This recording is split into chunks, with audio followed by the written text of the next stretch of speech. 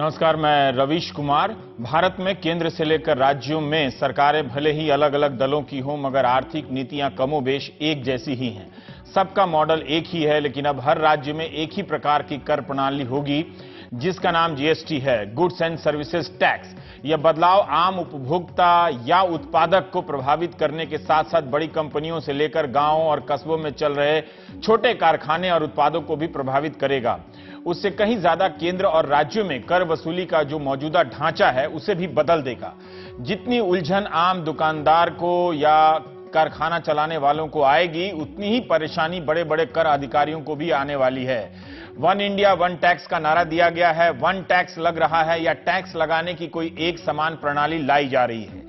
दोनों में अंतर है, क्योंकि जीएसटी के तहत भी केंद्र के कर अलग हैं, राज्यों के कर अलग हैं और शराब, तंबाकू और पेट्रोलियम पदार्थों के कर अलग हैं। जीएसटी एक छतरी है जिसके नीचे कई कमानियां नजर आती हैं, या जीएसटी बिना किसी कमानी की छतरी है।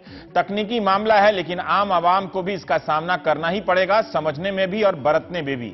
संविधान का 122वां संशोधन बिल राज्यसभा में पेश हो गया, बहस भी चली। यह बिल लोकसभा में पास हो चुका है। वित्त मंत्री ने कहा कि राज्यों की संप्रभुता का आत्मसमर्पण नहीं है, बल्कि केंद्र और राज्य मिलकर पहले से बेहतर और आधुनिक कर प्रणाली की दिशा में बढ़ रहे हैं, जिससे ज्यादा राजस्व पैदा होगा, भारतीय अर्थव्यवस्था को गति मिलेगी। जीएसटी के कारण भारत में उत्पादों की आवाजाही पहले से कहीं ज्यादा आसान हो जाएगी। कर चोरी बंद हो जाएगी, इंस्पेक्टर राज समाप्त होगा, टैक्स पर टैक्स नहीं लगेगा। इससे केंद्र और राज्य दोनों को लाभ होने वाला है।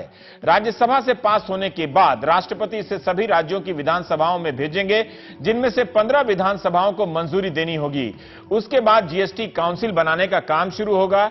जीएसटी काउंसिल के लिए नई नौकरशाही बनने वाली है, केंद्र और राज्य दोनों जगहों पर।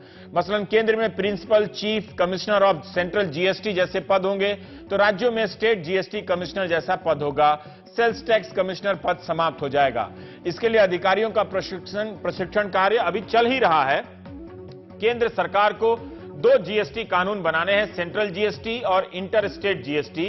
राज्य सरकार को अपने अपने यहां स्टेट जीएसटी कानून बनाना होगा, लेकिन उससे पहले इन तीनों कानूनों के ड्राफ्ट पर जीएसटी काउंसिल में चर्चा होगी। जीएसटी काउंसिल में किसी मुद्दे को 3/4 मतों से ही पास कराया जा सकेगा। 2/3 मतदान का अधिकार राज्यों को दिया गया है, 1/3 मतदान का अधिकार केंद्र के पास। बिना दोनों की व्यापक सहमति के जीएसटी काउंसिल में कोई प्रस्ताव पास नहीं हो सकेगा। केंद्र का राज्यों पर वीटो होगा और राज्यों का केंद्र पर। वित्त मंत्री ने कहा कि इन तीनों कानूनों के बनने के बाद और इसे लागू करने के लिए इंफॉर्मेशन टेक्नोलॉजी का नया और विशालकाय ढांचा भी खड़ा होगा, जिसमें जो उसके बाद ही जीएसटी लागू होगी। उन्होंने कोई तारीख तो नहीं बताई, मगर कहा कि बहुत देर नहीं की जाएगी। कई लोगों का कहना है कि नई कर प्रणाली के वजूद में आते आते हो सकता है कि 1 से 3 साल का वक्त लग जाए इसके बीच में, क्योंकि अभी वो समान दर क्या होगी, इसका फैसला जीएसटी काउंसिल में होना है। समान टैक्स रेट को लेकर लगता नहीं कि 1 या 2 बैठकों में मामला सुलझ जाएगा। एक तरह से राज्यों का बजट क्या अब जीएसटी काउंसिल में बनने लगेगा? गैर भाजपा और गैर कांग्रेस दलों ने राज्यों के अधिकार को लेकर सवाल उठाए हैं। बीजेडी सांसद एयू सिंह देव ने कहा कि केंद्र के पास वीटो पावर क्यों होना चाहिए, राज्यों को ज्यादा वीटो पावर होना चाहिए। बसपा के सतीश मिश्रा ने कहा कि जीएसटी काउंसिल में वाइस चेयरमैन का पद होना चाहिए, जो केंद्र में सरकार चला रही पार्टी और विपक्षी पार्टी से अलग हो, ताकि संतुलन बना रहे। एनसीपी के प्रफुल्ल पटेल ने कहा कि बृहन मुंबई म्युनिसिपल कॉर्पोरेशन का राजस्व कई राज्यों से कई गुना ज्यादा है। अगर समय पर पैसा नहीं मिला मुंबई को, तो उस जैसे शहरों का काम रुक जाएगा। शिवसेना के संजय राउत ने भी कहा कि जीएसटी के जरिए मुंबई को कमजोर करने की कोशिश हो रही है। मुंबई ने कभी केंद्र से पैसे नहीं मांगे, लेकिन अब क्या मुंबई को पैसे मांगने होंगे? तृणमूल कांग्रेस के सांसद डेरेक ओब्रायन ने जीएसटी को गिरगिट समझौता टैक्स कहा है। उनकी पार्टी जीएसटी की समर्थन करती रही है, लेकिन डेरेक ओब्रायन का कहना था कि इसे लेकर कांग्रेस और बीजेपी ने बच्चों सी राजनीति की है, गिरगिट जैसे रंग बदले हैं। इसे तुरंत लागू करना चाहिए, डेरेक ओब्रायन ने कहा। अर्थशास्त्री नरेंद्र जाधव ने जीएसटी लागू होने से जीडीपी 1.5 से 2% तक बढ़ जाने का अनुमान बताया। सरकारों के लिए टैक्स वसूली का दायरा बढ़ जाएगा, उन्होंने कहा, और काला धन घट जाएगा। पर नरेंद्र जाधव ने यह भी कहा कि सिर्फ जीएसटी से अर्थव्यवस्था की सारी बीमारियां दूर नहीं हो जाएंगी। जहां भी जीएसटी ठीक से लागू नहीं हुई है, वहां इसका फायदा नहीं हुआ है। उन्होंने बताया कि अगर जीएसटी रेट अधिक हुई तो गरीब लोगों पर मार पड़ेगी, सर्विस सेक्टर में टैक्स दर अधिक हुई तो अर्थव्यवस्था को नुकसान पहुंचेगा। थोड़े समय के लिए स्वास्थ्य, शिक्षा और कपड़ा काफी महंगा हो सकता है। कांग्रेस पार्टी की तरफ से बोलते हुए पी चिदम्बरम ने सरकार से अपील की है कि सरकार बिल में ही 18% के स्टैंडर्ड टैक्स रेट को जोड़ दे। दुनिया भर में टैक्स रेट 14.1 से लेकर 16.8% हैं। भारत में भी अधिकतम दर तय हो जानी चाहिए। अगर जीएसटी आने के बाद भी 24 से 26% का टैक्स लगता रहे सामानों पर तो किसी को कोई लाभ नहीं होगा। चिदम्बरम ने कहा कि जीडीपी का 57% सर्विस सेक्टर से आता है। अगर सर्विस टैक्स 14.5% से बढ़कर 24% हुआ तो महंगाई बहुत बढ़ जाएगी। इसलिए 70% वस्तुओं और सेवाओं पर 18% से अधिक टैक्स नहीं लगने चाहिए। सीपीएम सांसद सीताराम येचुरी ने जीएसटी को लेकर राज्यों के अधिकार में कटौती को रेखांकित किया। उन्होंने कहा कि टैक्स तय करने का अधिकार राज्य के पास होना चाहिए। येचुरी ने सेल्स टैक्स पर संविधान सभा में डॉक्टर अंबेडकर के कथन का जिक्र किया कि मुझे ऐसा लगता है कि प्रांतों में, यह अंबेडकर का कथन है कि अगर हम प्रांतों को सेल्स टैक्स लगाने देते हैं तब प्रांत को आजादी होनी चाहिए कि वे अपनी स्थितियों के अनुसार सेल्स टैक्स की दरों में बदलाव कर सकें। इसलिए अगर केंद्र की तरफ से सीलिंग लगाई गई तो सेल्स टैक्स को लेकर बहुत दिक्कतें आएगी। बेहतर है सेल्स टैक्स तय करने का अधिकार प्रांतों के पास रहे क्योंकि केंद्र के पास पर्याप्त संसाधन होते हैं। येचुरी का कहना है कि अब राज्यों के पास सेल्स टैक्स का अधिकार नहीं रहेगा। राज्य अपना संसाधन कैसे बढ़ाएंगे? उन्होंने यह भी कहा कि जीएसटी एक अप्रत्यक्ष कर है, इसके कारण गरीबों पर बोझ बढ़ सकता है। जैसे इस बजट में वित्त मंत्री ने भारत में 37.7% कर प्रत्यक्ष कर से लिया, जिसे आप इनकम टैक्स के रूप में जानते हैं, और 62.3% अप्रत्यक्ष कर से लिया, सेल्स टैक्स, एक्साइज टैक्स के नाम से जानते हैं। इंडोनेशिया जैसे देश में प्रत्यक्ष कर का जो हिस्सा है वो 55.8% है, या भारत से काफी कम। भारत से काफी ज्यादा दक्षिण अफ्रीका में 57.5% है।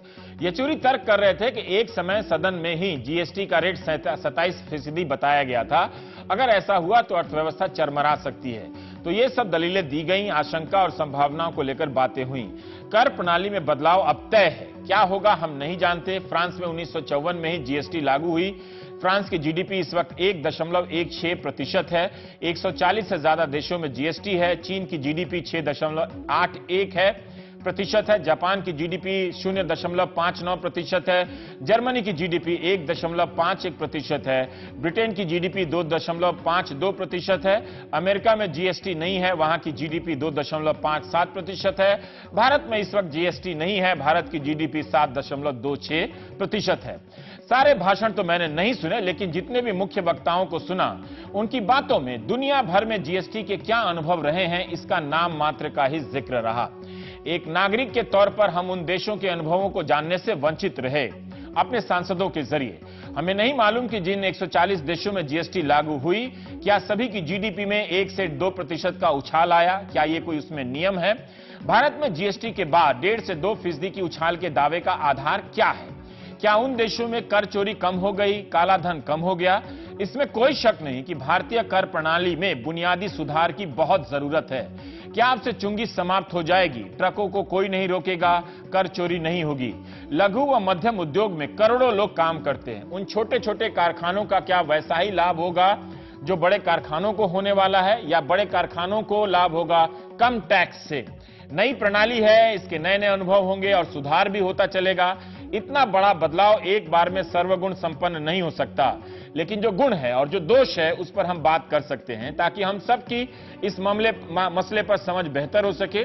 अगर इसकी संभावनाओं के बारे में पढ़ना है तो आप फ्लिपकार्ट के सचिन बंसल का लेख पढ़ सकते हैं, जो 25 जुलाई के दिन इकोनॉमिक टाइम्स में छपा है, जिसमें वो दावा करते हैं कि जीएसटी से ई कॉमर्स में भयंकर उछाल आएगा, करोड़ों लोगों को नौकरियां मिलेंगी, गरीबी दूर हो जाएगी। उनका कहना है कि जीएसटी से कर प्रणाली बहुत पहले से बेहतर हो जाएगी, जिससे हम सबको लाभ होगा। अगर सख्त आलोचना पढ़नी है तो आप 19 दिसंबर 2015 के रोज कैच न्यूज पर छपे देवेंद्र शर्मा का लेख पढ़ सकते हैं। मैंने ये इसलिए बताया कि सभी को अभी समझना है, जानना है। आज के दिन आपको राज्यसभा में हुई बहस को भी देखना चाहिए था, जिससे आप और इसमें बेहतर जान सकते थे। प्राइम टाइम में हम बात करेंगे, हमारे साथ मुकुल गुप्ता हैं, आप एडवाइजर हैं एसोसिएशन ऑफ टैक्स लॉयर्स के। मुकुल गुप्ता साहब, आप विराग गुप्ता हैं, आप वकील हैं। आपने आज ndtv.in खबर हमारी जो वेबसाइट है उस पर लेख लिखा है। डॉक्टर प्रीतम बैनर्जी हैं, सीनियर डायरेक्टर हैं DHL ग्रुप साउथ एशिया के, और देवेंद्र शर्मा हैं अर्थशास्त्री हमारे साथ है। मुकुल गुप्ता जी, मैं ये जानना चाहता हूं कि अभी जिस रूप में जिस तरह से बहस हुई है, आपको लगता है कि हमें तो जीएसटी से मतलब ये था वन इंडिया वन टैक्स कह रहे थे, लेकिन अब कई प्रकार के टैक्स प्रणाली इसमें है, रेट को लेके भी इस वक्त स्पष्टता नहीं है, शायद आने वाले दिनों में होगी, पर फिर भी हम प्रक्रिया के हिसाब से जानना चाहते हैं कि जिस स्वरूप में जीएसटी लागू हो रही है, क्या किसी छोटे कारोबारी को इससे बहुत लाभ होने वाला है या इससे किसी बड़े कारोबारी को लाभ होने वाला? जैसे मैं एक उदाहरण देना चाहता हूं, हो सकता है कि ये लैपटॉप कोई ब्रांडेड कंपनी बना रही है और उस पर सरकार 40% का टैक्स लगाती है, जो 18% लगाएगी। हो सकता है कि ऐसा ही डुप्लीकेट लैपटॉप कोई गाजियाबाद का कोई छोटा सा उद्योगपति बनाता है, ठीक है, उससे अभी 12% देना पड़ रहा हो या 13% देना पड़ रहा हो, उससे भी 18% का टैक्स, दोनों को बराबर बराबर देना पड़ेगा। तो ऐसी स्थिति में किसका नुकसान होगा? क्या बड़ा वाला फायदे में रह जाएगा, छोटा वाला मारा जाएगा, या छोटे वाले को भी फायदे में होगा? देखिए, मैं आपके पहले जो पोर्शन है प्रश्न का उसका थोड़ा सा जवाब पहले देना चाहूंगा। जो ये कर प्रणाली जीएसटी की आ रही है, ये आइडियल कर प्रणाली मेरे हिसाब से नहीं है। अच्छा। इसमें एक तो 3 तरह के जीएसटी आ रहे हैं, सेंट्रल जीएसटी, स्टेट जीएसटी और आईजीएसटी। आज भी मुख्यतः किसी भी व्यापारी को, मैन्युफैक्चरर को 3 तरह के टैक्स देने पड़ते हैं। आज भी देने पड़ते हैं मुख्यतः। देर आर और स्मॉल हो सकते हैं, लेकिन मुख्यतः जो ज्यादा रेवेन्यू है या ज्यादा जो परेशानियां हैं वो 3 करों से है। एक्साइज है, वैट है स्टेट का, और सेंट्रल सेल्स टैक्स है। तो करीब करीब यही प्रणाली आगे भी रहनी है। सिस्टम्स थोड़ा सा जरूर इजी हो जाएंगे क्योंकि जीएसटीएन नेटवर्क आ जाएगा, उसकी सहूलियतें व्यापारियों को मिलेंगी, ऑनलाइन हो जाएंगे, जो काफी हद तक वैट। क्या मौजूदा सिस्टम को ऑनलाइन करके ठीक नहीं किया जा सकता? जो अभी जो टैक्स है तीनों, क्या वो ऑनलाइन नहीं है? अभी उतना स्तर का नहीं है। जो नया जीएसटीएन नेटवर्क आएगा उसमें डिजिटलाइजेशन के और अच्छे आयाम आएंगे। सॉफ्टवेयर बहुत सोफिस्टिकेटेड बन रहे हैं। बीटा वर्जन उसका प्रोबेबली अक्टूबर में गवर्नमेंट ऑफ इंडिया जारी कर देगी, और उसको मेरे ख्याल से जब तक अप्रैल तक आते आते काफी स्टेबलाइज कर लेने की संभावनाएं हैं। मेरा ये एक इसमें जो आइडियल जीएसटी के बारे में मैं आपसे बात करना चाहूंगा। जब नई गवर्नमेंट आई, एनडीए गवर्नमेंट आई, थंपिंग मेजॉरिटी से आई, लोगों में, भारतीय नागरिकों में एक आशा जगी कि उन्होंने एक बहुत ही अच्छी मेजॉरिटी से मोदी साहब को चुन के भेजा है। एक अपॉर्चुनिटी शायद भारतवर्ष के साथ सामने थी उस समय एक आइडियल जीएसटी लाने की, वन सिंगल जीएसटी लाने की। क्या दुनिया में जहां भी जीएसटी है, आप तो उसके विचार विमर्श की प्रक्रिया से जुड़े रहे हैं जितना मैं जानता हूं, जहां दुनिया में जहां भी जीएसटी है, आप लोगों ने उसका भी अध्ययन किया होगा, क्या एक ही प्रकार की जीएसटी है या अलग अलग देशों में अलग अलग जीएसटी है? हिंदुस्तान में बिल्कुल अलग अलग जीएसटी है। शायद इंडिया का जो जीएसटी मॉडल है वो बिल्कुल अनोखा है, और वो इस वजह से अनोखा है कि हमारे यहाँ 29 प्रदेश हैं। प्रदेशों का अपना, चूंकि आज भी इस पर बहुत अच्छी बहस हुई, और उसका जो जवाब दिया उतना ही इंटेलिजेंट जवाब हमारे फाइनेंस मिनिस्टर साहब ने दिया कि we are union of states. नहीं, सवाल का जवाब दिया या जवाब को इंटेलिजेंस से अपना? जवाब तो इंटेलिजेंट था उनका पर सवाल का जवाब नहीं था, है ना? सवाल का जवाब नहीं था। हर इंटेलिजेंट जवाब नहीं होता है, पर हाँ एक तरह से वो दिखता है। तो मेरा ये अपना मानना था कि कुछ ऐसा प्रबंध, अनोखी चीज करती है एनडीए गवर्नमेंट जहां एक टैक्स लगता। अभी ये तीनों लागू होगा तो उदाहरण से बताइए कि किसी गाजियाबाद या दिल्ली के व्यापारी को क्या इसमें फेस करना पड़ेगा? देखिए, क्या उसके कागज पत्तर आसान हो जाएंगे, 1 मिनट में ऑनलाइन भरेगा और पहुंच जाएगा लेके? देखिए, जहां तक जो फॉर्मेट ऑफ रिटर्न है वो ज्यादा कॉम्प्लिकेटेड होने जा रहा है, बिकॉज वो 1:3 है। अभी एक्साइज या सर्विस टैक्स का रिटर्न वो अलग भरता है, उसमें excise, manufacturing removal of goods जब करता है उस समय की ट्रांजैक्शंस होती हैं। Sale is not necessary. Service provider जो हैं वो सर्विस टैक्स की रिटर्न फाइल करते हैं। वैट में मैन्युफैक्चरर जब गुड सेल करता है at the point of sale, या ट्रेडर जो है at the point of sale उसको रिकॉग्नाइज करता है as an event of tax, और उस हिसाब से वो अपनी रिटर्न फाइल करता है। सेंट्रल सेल्स टैक्स की रिटर्न जब मूवमेंट गुड्स का from one state to another state होता है तब होता है। तो वो थोड़ा सा सिंपल है, बट क्योंकि इसका फॉर्मेट एक ही होने जा रहा है तो शायद एज अ सिंगल डॉक्यूमेंट वो थोड़ा कॉम्प्लिकेटेड हो जाएगा। बट मेरे ख्याल से कुछ महीनों में व्यापारियों को समझ में आ जाएगा, आसानी हो जाएगी, और उसके बाद शायद ये दिक्कत तो आएगी, चाहे ये सिस्टम बहुत बेहतर हो या नहीं हो। ट्रांजिशन प्रॉब्लम तो आती है, नई चीज में रिजेंटमेंट भी होगा, लेकिन व्यापारियों को तैयार रहना भी बहुत जरूरी है, बहुत जरूरी। डॉक्टर बैनर्जी, मैं आपसे जानना चाहता हूं कि इसमें एक तो मुकुल गुप्ता ने बताया कि व्यवस्थाएं जो मौजूदा 3 प्रकार की हैं, उसमें जटिलताएं अभी कम नहीं हुई हैं, ठीक है। मैं आपसे जानना चाहता हूं कि इसमें बड़ी खबर क्या है, टैक्स रेट का कम हो जाना या एक नए सिस्टम का आना? मुझे लगता है सबसे बड़ी खबर है कि नया सिस्टम का आना, नया सिस्टम आना। क्योंकि टैक्स रेट भी अगर आप देखें, जो कैस्केडिंग रेट ऑफ टैक्स लोग जो बताते हैं कि यहाँ पे अगर आप कैलकुलेट करें कि इनपुट क्रेडिट मिलता है आपको हर स्टेज के लिए, वैल्यू एडिशन के लिए, अगर आप वो फॉलो थ्रू करें तो फिर इफेक्टिव जो टैक्स कंज्यूमर को पे करना होता है वो कम होने का संभावना है। ऑफ कोर्स डिटेल्स जो आएगा वो बाद में देखना पड़ेगा। तो इन दैट सेंस ये अच्छी बात है, लेकिन आई थिंक उससे भी बड़ा खबर ये है कि जो सिंप्लीफिकेशन जो गुप्ता साहब बता रहे थे, एक तो रिटर्न्स फाइलिंग की सिंप्लीफिकेशन है कि आप वो ये भी कह रहे थे कि 3 तरह की फाइल करनी पड़ेगी। हाँ, एफर्ट ज्यादा बढ़ जाएगा। मालूम कि 3 स्टेट जीएसटी, सेंट्रल जीएसटी और आईजीएसटी भरने के बाद आप एक ही प्रकार के अधिकारी के पास जा रहे हैं या अलग अलग दफ्तरों में जा रहे हैं, इसका मुझे मालूम नहीं है। ये बहुत इंपॉर्टेंट पॉइंट है, और वो आगे जाके जो ये पूरा बिजनेस प्रोसीडियर्स है, जैसे आप जानते हैं एम्पावर्ड कमेटी के पास जाएगी, वो डिसाइड करेगी कि, और इसीलिए हमारे लिए अभी बहुत इंपॉर्टेंट है। तो ये 12 साल में हमने इन सब चीजों को तय नहीं किया। बिल्कुल, और यहीं पे हम सबसे बड़ी जो हमारी डर है, इतिहास क्या, हमने एक मतलब 12 साल से अगर 15 साल से विचार विमर्श कर रहे हैं, तो बिल का अंतिम स्वरूप क्या होगा वो ठीक है, वो हम समझ सकते हैं कि अभी चल रही है सदन में बहस, पर ये इन प्रक्रियाओं को अभी तक इसका कुछ आधारभूत ढांचा भी नहीं बनाया। जी बिल्कुल, और यही सबसे बड़ी आप कह सकते हैं कंसर्न या डर है। हाँ। जैसे अगर हम DHL लॉजिस्टिक्स कंपनी है, और जैसे साहब बता रहे थे कि आप भी बता रहे थे कि चुंगी चली जाएंगे, जब भी कोई लीडर इस बारे में बात किया है तो वन इंडिया का बात किया है कि मूवमेंट अक्रॉस स्टेट्स बहुत सिंपल हो जाएगा। आज हम 29 अलग एंटिटीज हैं, एक राष्ट्र नहीं है। तो उस एंगल से अगर देखें तो जीएसटी का सबसे बड़ा लाभ तो यही होना हो कि मैं अगर ट्रक ड्राइवर हूं तो क्या चुंगी समाप्त हो जाएगी? हाँ, मैं दिल्ली से गाजियाबाद बॉर्डर पे कोई नहीं हो, क्या ऐसा हो सकता है? ये हमारी उम्मीद है।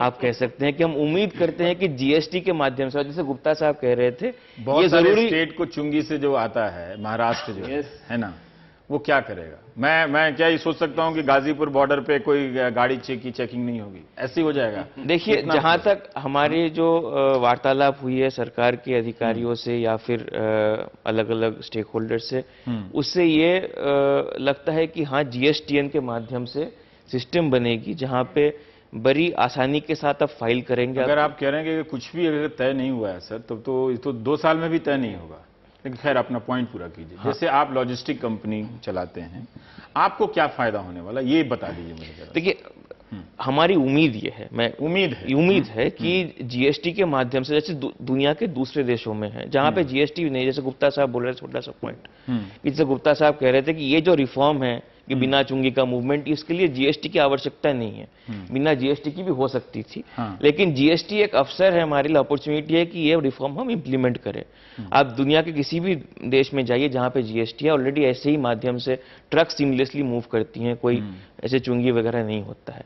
ब्राजील में जैसे बहुत अच्छा सिस्टम है, नोटा फिस्कल। अब तो सर चुंगी नहीं, टोल टैक्स के लिए भी आपको गाड़ी लगानी पड़ती है। टोल टैक्स तो हर जगह वो तो हटा नहीं है, तो आपकी जो दूरी है, और अभी मैं बिजनेस स्टैंडर्ड में एक बड़ी अच्छी कौशल साहब की रिपोर्ट पढ़ा था कि वो रिपोर्टर दिल्ली से ट्रक में सवार होकर मुंबई जाते हैं और पता चलता है कि ड्राइवर इसलिए धीरे चलाता है ताकि धीरे चलाने से डीजल का एवरेज मिलता है और डीजल बचता है। उसका कहना है कि चूंकि हमें तनख्वाह कम मिलती है तो हम धीरे चला चला के डीजल बचाते हैं और जिससे अपना गुजारा करते हैं। तो इस वजह से अगर कोई उसकी सैलरी बढ़ा दे और डीजल ज्यादा दे दे तो वो 30 घंटे में ही पहुंचा देगा 60 घंटे की बजाय।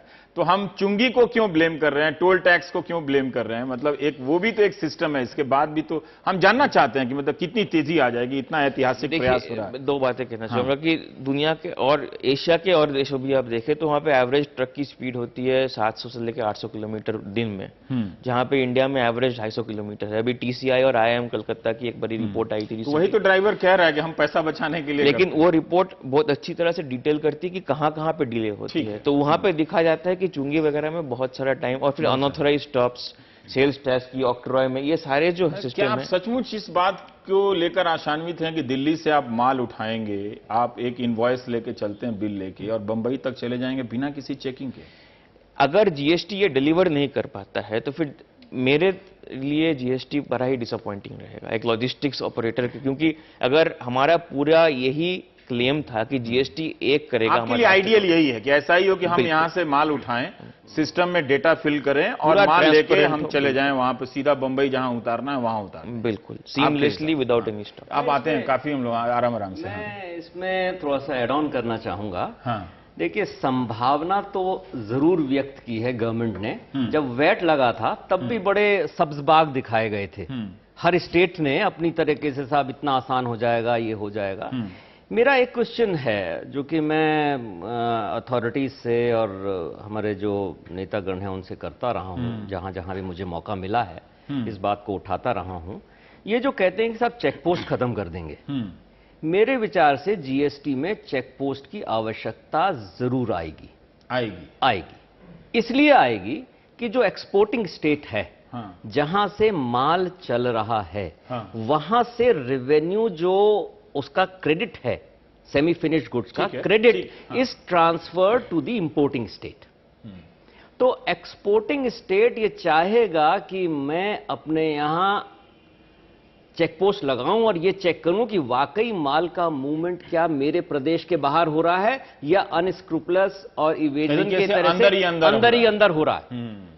तो ये पॉसिबिलिटी बनेगी, इसका कोई जवाब डॉक्टर बनर्जी का कहना है कि आदर्श रूप में मतलब वही है कि एक जगह से चले और जाए जैसा दुनिया के देशों में होता है। एक मैं छोटा सा पॉइंट गुप्ता जी के जो कह रहे हैं ये बिल्कुल सही है, और ऐसे बहुत सारे एप्रीहेंशंस है। ऐसे भी हो सकता है बिना टैक्स पेमेंट की, जिस स्मगलिंग आप कह सकते हैं, वो भी मूवमेंट होती है इंडिया में बहुत सारे। तो ये जीएसटी की बात भी हो सकती है, जीएसटी कभी भी हो सकती है कि कोई टैक्स, तो नहीं, उन्होंने कहा कि गरीबी दूर हो जाएगी और ब्लैक मनी दूर हो, लेकिन देखिए सेल्फ पुलिसिंग का है, लेकिन बहुत अच्छा है। हमारी उम्मीद है कि जो मॉडर्न सिस्टम बनेगी वहां पे रिस्क मैनेजमेंट के अंतर्गत रैंडम चेकिंग होगी, चेक पोस्ट नहीं रहेंगे। जो रैंडम चेकिंग होगी उसके ऊपर आईटी के द्वारा चेक्स एंड बैलेंसेस रहेंगे। दो तीन बातें मैं पहले स्पष्ट कर दूं जो अभी बात आ रही थी कि जैसे 3 टैक्स हैं और 3 ही टैक्स बचेंगे, ऐसा नहीं है। लगभग 20 टैक्स हैं जो इस वक्त जिनको कि मर्ज करके और वो 3 तरह के टैक्सेस में बदल जाएंगे। और सवाल इस बात का नहीं है, सवाल इसमें 3-4 बहुत महत्वपूर्ण है। पहला महत्वपूर्ण सवाल ये आपने पहले पूछा कि ये बड़े लोगों के लिए है कि छोटे लोगों के लिए है। यह मूलतः जो आर्थिक सुधार चालू हुए थे 25 साल पहले, ये उसका एक लॉजिकल पड़ाव है। जीएसटी मुक्त अर्थव्यवस्था में जो विदेशी लोग आ रहे हैं, जो एफआईआई आ रहे हैं, जो एफडीआई आ रही है, जो ई कॉमर्स आ रहा है, उनको असुविधा न हो, ये उसके लिए किया जा रहा है। इसका आम जनता से, आम व्यापारियों से कोई लेना देना नहीं है और उनके लिए बहुत बड़ी मुसीबत पैदा करेगा। इसका जो मॉडल जो सही तरीका होना चाहिए था, वो ये होना चाहिए था कि पहले सारे स्टेट्स के टैक्सेस को रेशनलाइज करते, फिर आप उनको इंटीग्रेट करते। जब ये समझा जा रहा है पूरे देश में, ये गलतफहमी है कि जीएसटी आज अगर राज्यसभा में पास हो गया तो आ जाएगा। अभी जीएसटी आ नहीं जाएगा। अभी सिर्फ जीएसटी के लिए प्रिवेंटिव मैकेनिज्म किया गया है। राज्यों की जो तकलीफ है, राज्यों को जो डर है, उसको संविधान में उसका प्रावधान किया गया है। अब संविधान के संशोधन में 279 में ये पावर मिलेगा जिसके हिसाब से सारे राज्य और केंद्र बैठेंगे और फिर जीएसटी के सारे कानून बनाएंगे। अब आप ये समझिए हमारे देश में कानून बनाने की स्थिति क्या है कि लॉ कमीशन कम से कम हजारों कानून को बोल चुका है कि आप इनको खत्म कर दीजिए, बेकार के हैं, जिसके बारे में कोई प्रतिरोध नहीं है।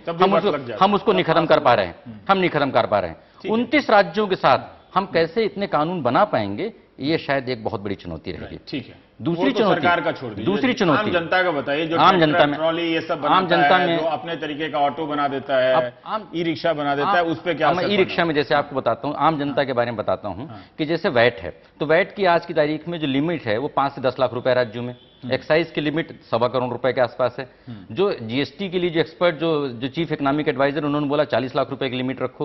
राज्य बोलते हैं हम 10 लाख की लिमिट रखेंगे। अब क्या हो रहा है, जो छोटा एक्साइज आदमी पे करता है, जो 1.25 करोड़ की जिसकी लिमिट थी, वो 10 लाख के चक्कर में आ जाएगा। जिसको अभी तक कुछ भी नहीं करना पड़ता, उसको अब सारे कंप्लायंसेस पूरे करने पड़ेंगे। ये जो छोटे लोगों के लिए, अब छोटे लोगों के मैं आपको 2 वर्तमान उदाहरण बताऊं। आज की तारीख में ऑनलाइन दवाओं को आप अवैध है व्यापार, संसद में सवाल उठा, संसद में सरकार ने मारा यस अवैध है, पर उन्होंने बोला हम कानून बना रहे हैं। पर जब तक कानून बना रहे हैं तब तक आप उसको रोकते क्यों नहीं है?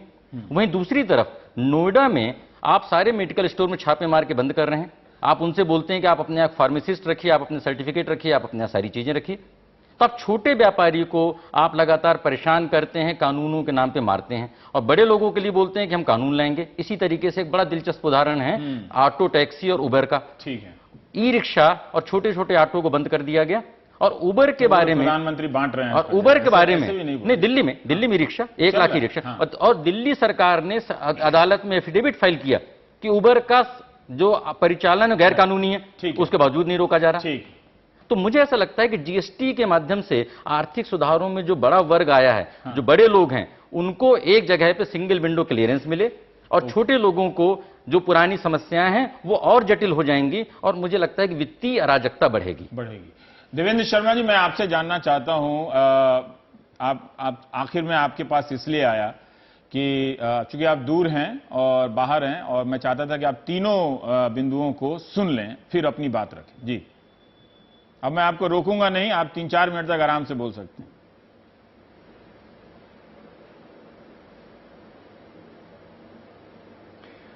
जो अभी तक हमने सुना है रवीश जी, वो अपने साथियों से, उसमें एक बात तो स्पष्ट है कि जो कर प्रणाली है वो सरल होनी चाहिए और सिंपल होनी चाहिए, इसमें कोई दो राय नहीं है। लेकिन सबसे बड़ी इंपॉर्टेंट बात यह है कि जो अभी तक हम सुनते आए हैं वो है कि सिर्फ बिजनेस और इंडस्ट्री को इसका फायदा है, और रिफॉर्म एक्चुअली उनके लिए है। मेरा सिर्फ ये कहना है कि अगर रिफॉर्म उनके लिए है तो ये तो वही बात हुई ना कि मेरा पड़ोसी जो है वो अपने घर की रेनोवेशन कर रहा है और रेनोवेशन कर चुकता है, फिर बिल मेरे को दे दे अगर कि भाई मेरे घर का बिल आप दो। ये तो अन्याय है ना। अगर ये रिफॉर्म इंडस्ट्री के लिए है तो इंडस्ट्री क्यों उसका बिल नहीं चुकाती?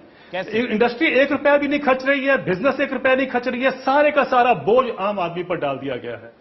और अभी देखिए, तभी ये पिछले साल 2015 से जो 12.36 था सर्विस टैक्स, उसको बढ़ा के 14 इसलिए किया गया था ताकि ये शॉक एब्जॉर्बर था कि जब ये 18% हो जाएगा एक्सपेक्टेड जो है अभी तक, तो वो लोगों को झटका लगेगा उस समय। तो जोर का झटका धीरे से।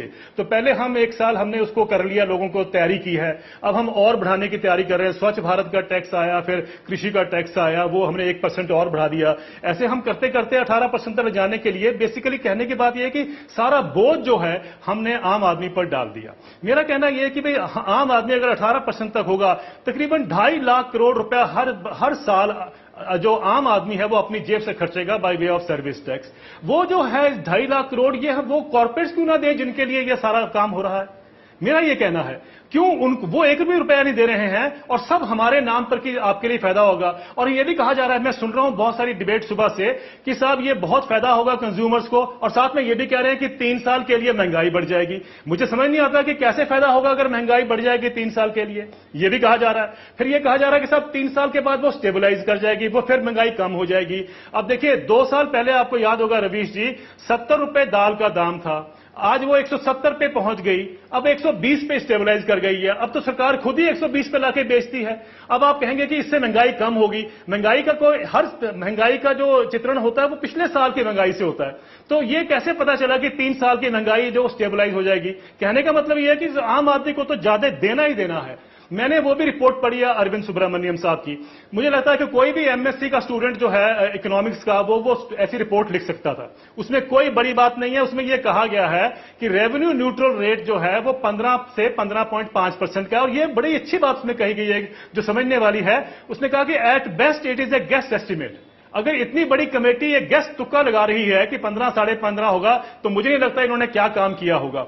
और उसी के अंदर लिखा है कि 24 सर्विस टैक्स सर्विस एरियाज हैं जिसके ऊपर टैक्स बढ़ेंगे, और अभी तक तो थोड़े उसमें लगते हैं, आगे आगे 24 जो एरियाज हैं उसके जो सर्विस टैक्स के नीचे आएंगे, यानी सर्विस के 24 जगह पे आपको सर्विस जहां आपको मिलती है वहां पर आपको वो उसके रेट बढ़ जाएंगे। तो कहने का मतलब है कि सारा जो बोझ है वो आम आदमी पर लद गया, उसके जेब से पैसा जाएगा। इसको हम रिफॉर्म कहते हैं। करने की जरूरत यह है, देखिए पिछले कल सरकार ने पार्लियामेंट में कहा है कि 6,11,000 करोड़ रुपए के टैक्स एग्जेम्पशन दिए गए हैं पिछले साल। मेरा कहना है कि भाई उसमें से 2 लाख करोड़ 3 लाख करोड़ रुपए कम दो ना कॉर्पोरेट्स को, वो जो पैसा है वो आप उसके लिए लीजिए जो रिफॉर्म्स में आपको रेवेन्यू न्यूट्रल रेट के लिए चाहिए, आप उनसे लीजिए पैसा, उनको दीजिए 2 लाख करोड़ रुपए वो देश को दें। हम क्यों दें?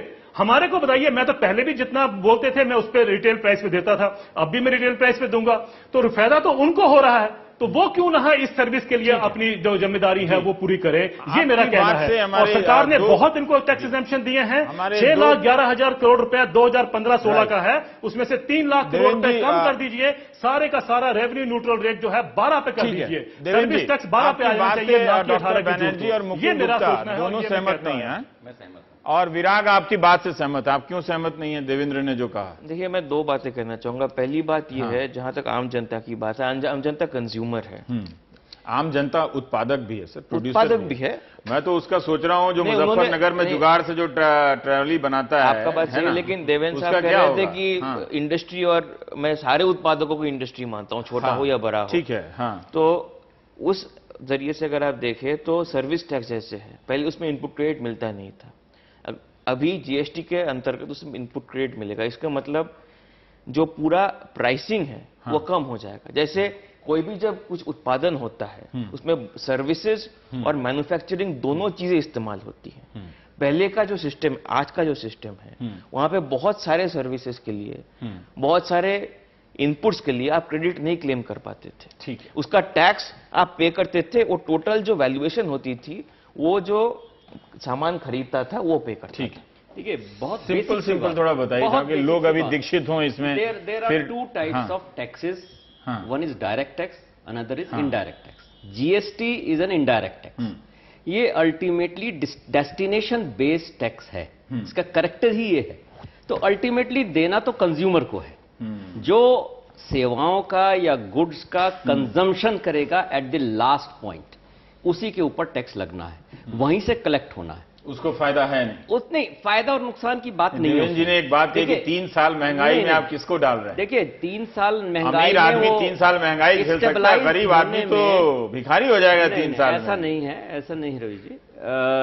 किसी भी टैक्स सिस्टम को जो स्टडीज हुई हैं, जीएसटी जहां जहां लागू हुआ है, वो 3 साल का पीरियड उसमें करीब करीब लगता है। और आज इस पर चर्चा भी हुई, बड़े अच्छी कॉशन गवर्नमेंट को भी दी गई। हमारे जो सांसद हैं वो 3 साल महंगाई बढ़ने की बात को इतने स्वाभाविक ढंग से कह रहे थे, मैं तो हैरान था कि 3 साल, यहां 3 महीने 1 महीने टमाटर का दाम बढ़ता है तो हंगामा हो जाता है, और हमारे सांसद इतने सहज रूप से कह रहे थे। इससे पता चलता है कि उनका अपना जो चिंतन चरित्र है, उनका थिंकिंग कैरेक्टर, वो कितना एलिट हो गया है। जीएसटी काउंसिल का बड़ा रोल होगा इसमें। ठीक है, हम ब्रेक, क्योंकि उसमें रेट ऑफ टैक्सेस वो शुरुआत में क्या रखते हैं, एग्जेम्पशंस किस किस वस्तुओं पे रखते हैं, किस तरह से इंसेंटिव्स प्रदान करते हैं, ये सारा स्कोप उनके पास है। एक हम ब्रेक ले लेते हैं, तो फिर उसके बाद थोड़ा हम बात करेंगे कि इससे जो रोजगार और उद्योगों के बढ़ावे की बात हो रही है, जीडीपी की, उसका आधार क्या है। हम दूसरे सेगमेंट पे इस पर चर्चा करेंगे।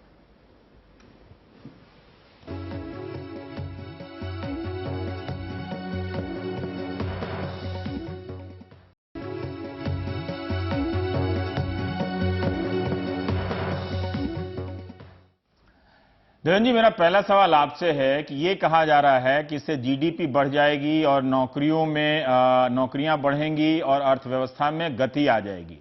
क्या आप इससे सहमत हैं? नहीं हैं तो क्यों सहमत नहीं हैं?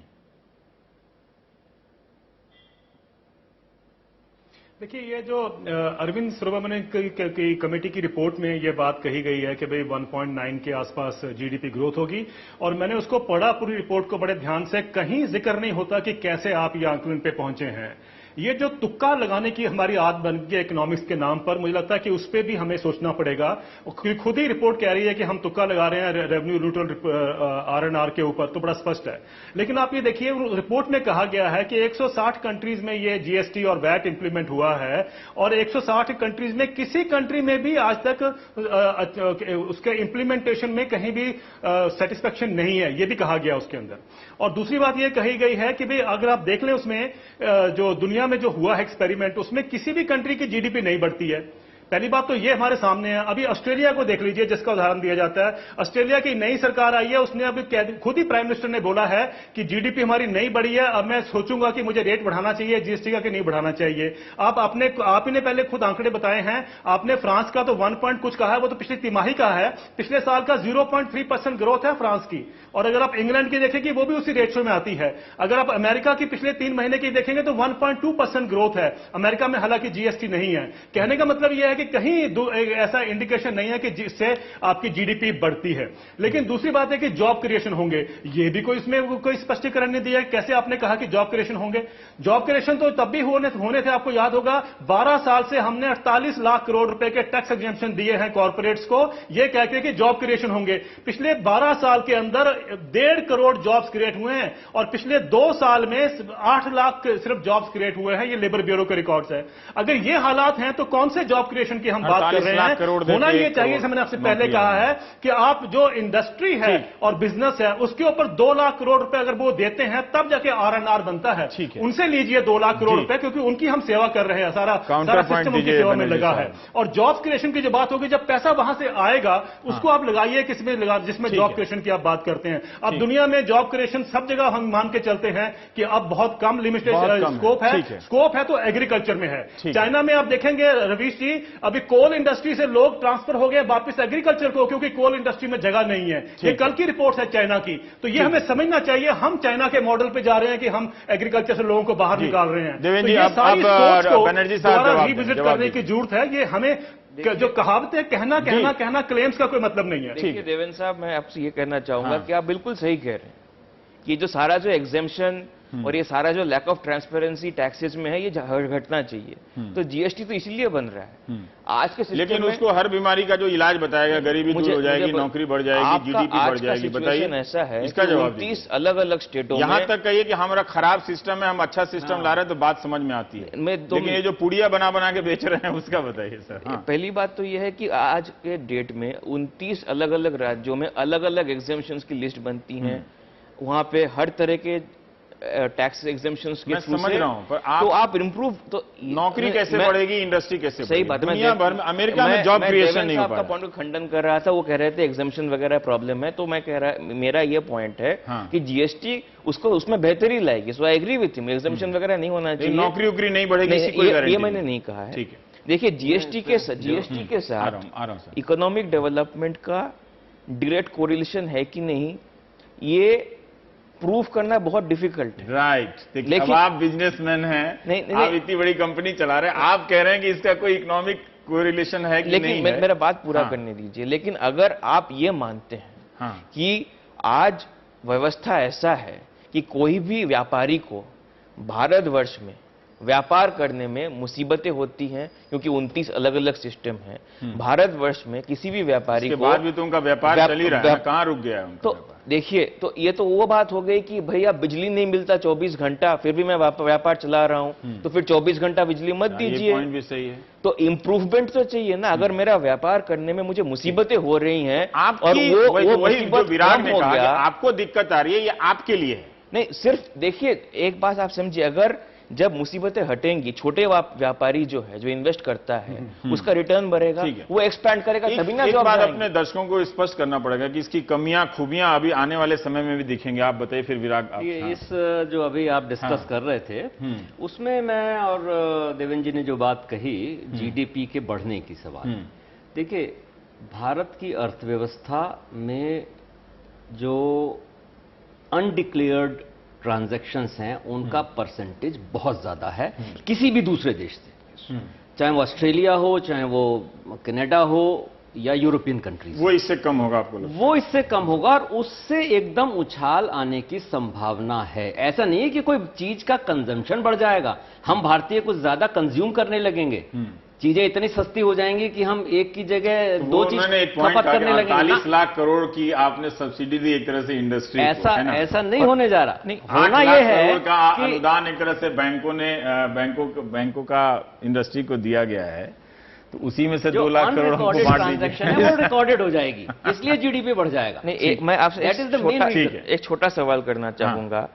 अगर कोई कंज्यूमर फर्नीचर की दुकान में जाता है, हाँ। और वो फर्नीचर वाला आपसे बोलता है अगर आप पर्ची लेके ऑफिशियल खरीदते हैं तो टैक्स दीजिए, नहीं तो बिना टैक्स का ले लीजिए, सस्ता हो जाएगा।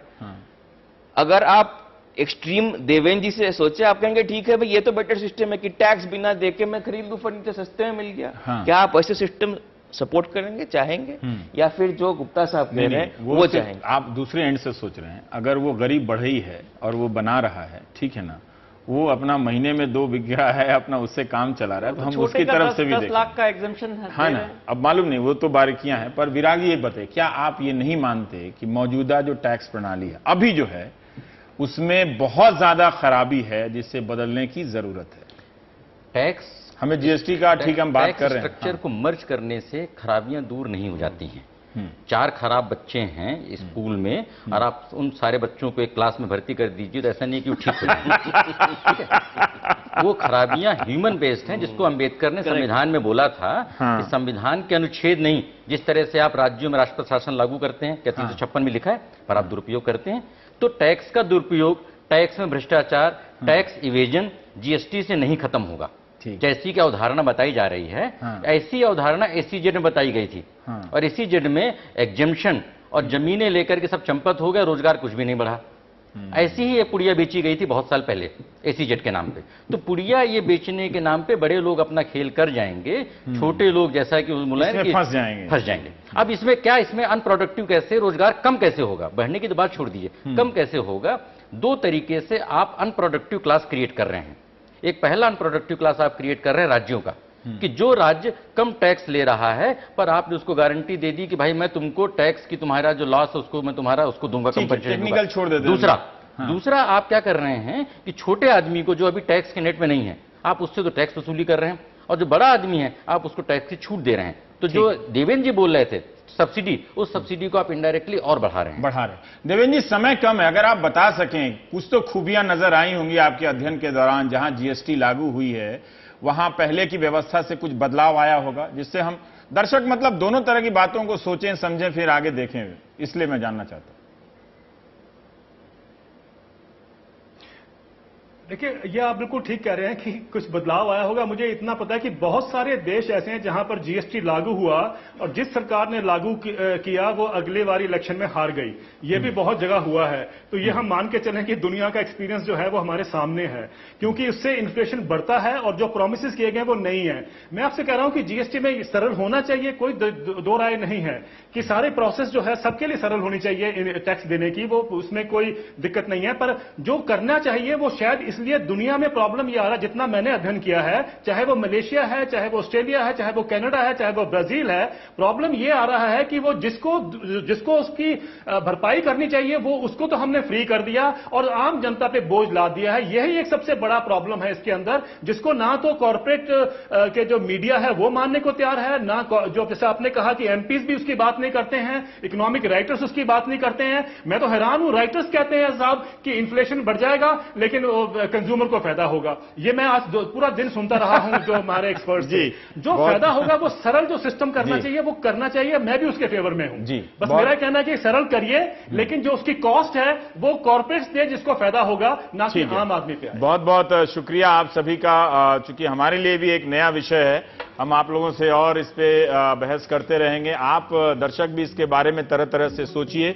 जो ऐतिहासिक बताया जा रहा है दरअसल वो इतना ऐतिहासिक नहीं है, वो 1950 के दशक में दुनिया के देशों में लागू होना शुरू हुआ था, उसकी फोटोकॉपी हम लागू कर रहे हैं और इसे हम ऐतिहासिक बता रहे हैं। तो ये हमारी इतिहास की समझ है, ये हमारी हालत हो गई है कि हमें पता भी नहीं है कि किस चीज को ऐतिहासिक कहनी है और किस चीज को नहीं कहनी है। हम इतिहास भी ठीक से नहीं जानते हैं। आप देख रहे थे प्राइम टाइम।